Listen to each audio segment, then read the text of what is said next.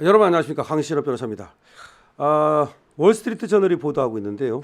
미국이 주한미군 4,500명을 철수해서 괌 등 인도 태평양 지역에 배치하는 것을 검토하고 있다고 발표했습니다. 이건 뭐 올 것이 오고 있습니다. 4,500명이 빠져나가는 것이 문제가 아니고 이제 대한민국에서 미군이 철수될 것으로 보는데요.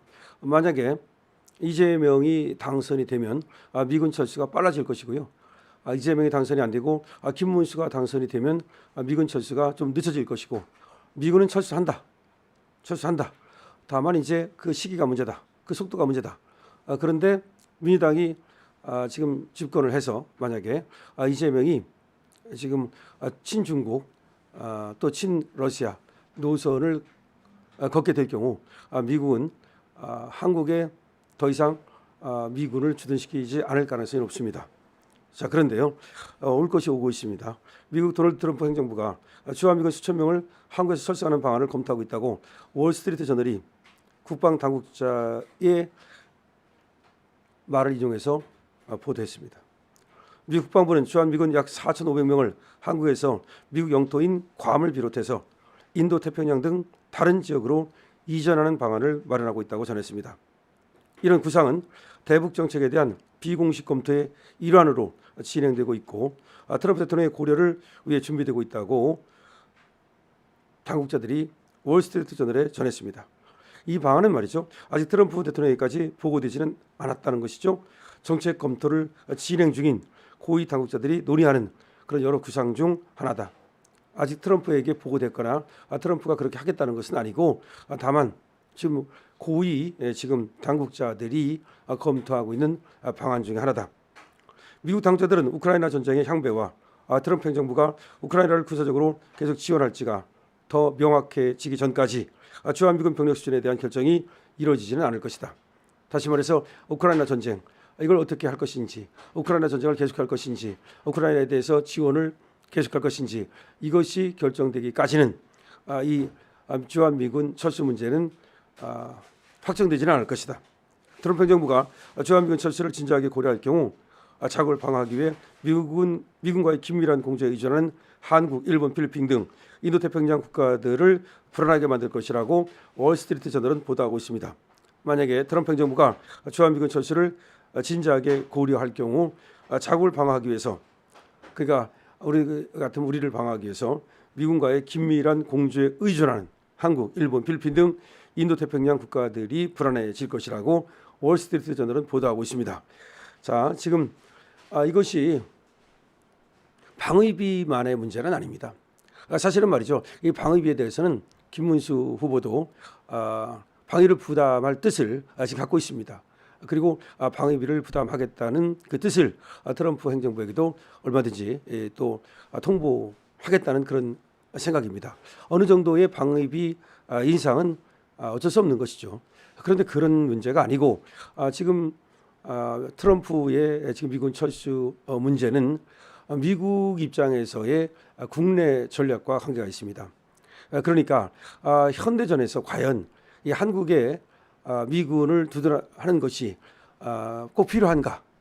현대전에서 한국에 미군을 주둔하는 것이 꼭 필요한가로부터 시작해서 그다음에 또 그 한국의 미군을 주둔하는 데 있어서의 엄청난 비용이라든가 내지는 또 지금 미국도 말이죠, 세계 전쟁에서 자꾸 발을 빼려고 하는 그런 상황이기 때문에 오히려 미군을 여기다 둘 경우에 계속해서 이쪽 분쟁에 휘말릴 가능성도 있고, 그런 것들로부터 오히려 발을 빼려고 하는 그런 미국의 전략, 다시 말하면 미국이 지금 세계로 나아가는 것이 아니라 지금 미국 우선주의, 자국 우선주의, 자국 보호주의를 취하고 있기 때문에 세계 경찰 국가를 더 이상 하지 않겠다는 거죠. 그런 입장에서 본다면 미군을 한국에서 뺄 가능성이 첫 번째 있고, 두 번째, 그것은 우리나라의 지금 상황입니다. 지금 보다시피 말이죠, 대한민국이 대통령이 연속해서 몇 번씩이나 탄핵을 당하는가 하면, 그 다음에 사실상 국내 정세가 굉장히 불안하고, 그 다음에 대한민국의 민주주의와 법치주의가 상당히 대한민국 국민들에 의해서 스스로 지금 이것이 붕괴되고 있고, 이러는 상황에서 대한민국에 대한 신뢰, 그러니까 미국의 대한민국에 대한 신뢰가 무너지고 있다. 그러니까 이제 우방이라는 개념이잖아요. 우방이면 뭐예요? 신뢰잖아요. 믿음이잖아요. 그런데 그런 어떤 신뢰가 무너지고 있는 것이 아니냐. 그런 얘기죠. 그러니까 쉽게 말하면 뭐 주고 뭐 받는다고, 다시 말해서 대한민국의 엄청난 지원과 그런 어떤 자기 미국의 어떤 희생이 있었음에도 불구하고 대한민국은 그거에 대해서 고마워하기는커녕 뭐 점령군이니 뭐 이런 식으로 미국을 대하고 미군을 대하는 입장에서 과연 미국이 이 한국이라는 나라에 그렇게 더 많은 어떤 희생을 할 필요가 있는가, 이런 어떤 문제. 그러니까 이제 한미 동맹에 균열이 생기고 있다는 얘기입니다.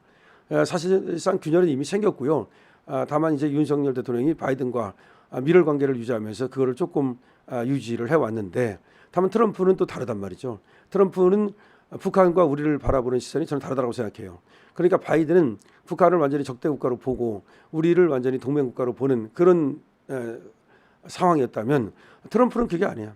트럼프는 김정은도 나의 친구가 될 수 있고, 그리고 또 대한민국 대통령도 나의 적이 될 수 있다는 아주 그런 어떤 생각이 뭐 이념에 이렇게 치중하기보다는 실리적인 그리고 뭐 김정은도 자기가 얼마든지 다룰 수 있다. 뭐 또 아니면 김정은을 오히려 저 깡패 같은 애를 내가 다루면 나는 더 스타가 될 것이다.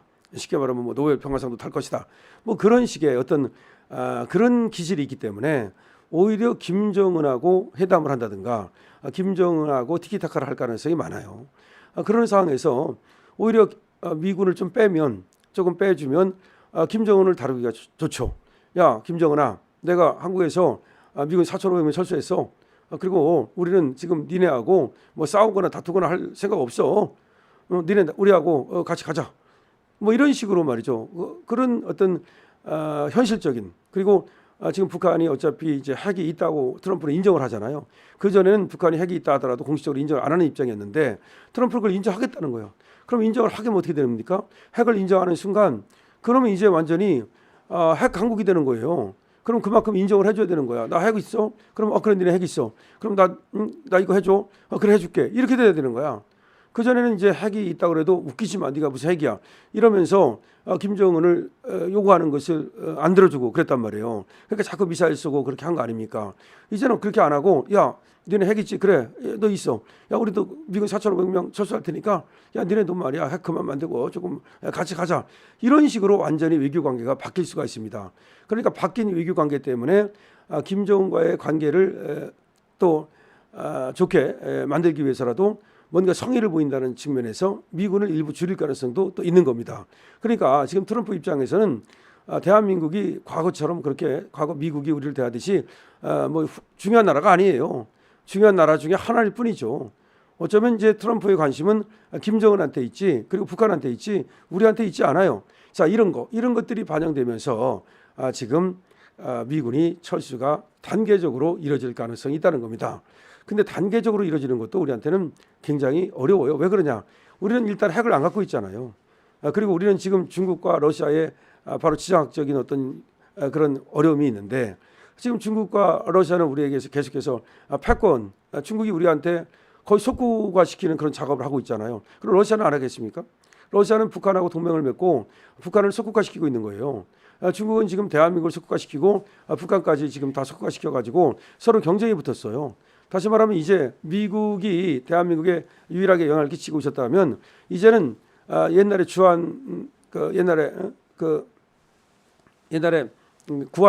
옛날에 구한말처럼 이제 이 나라의 세계 열강이 서로 이 대한민국에 영향을 미치는 그런 어떤 각축이 벌어지고 시작했다.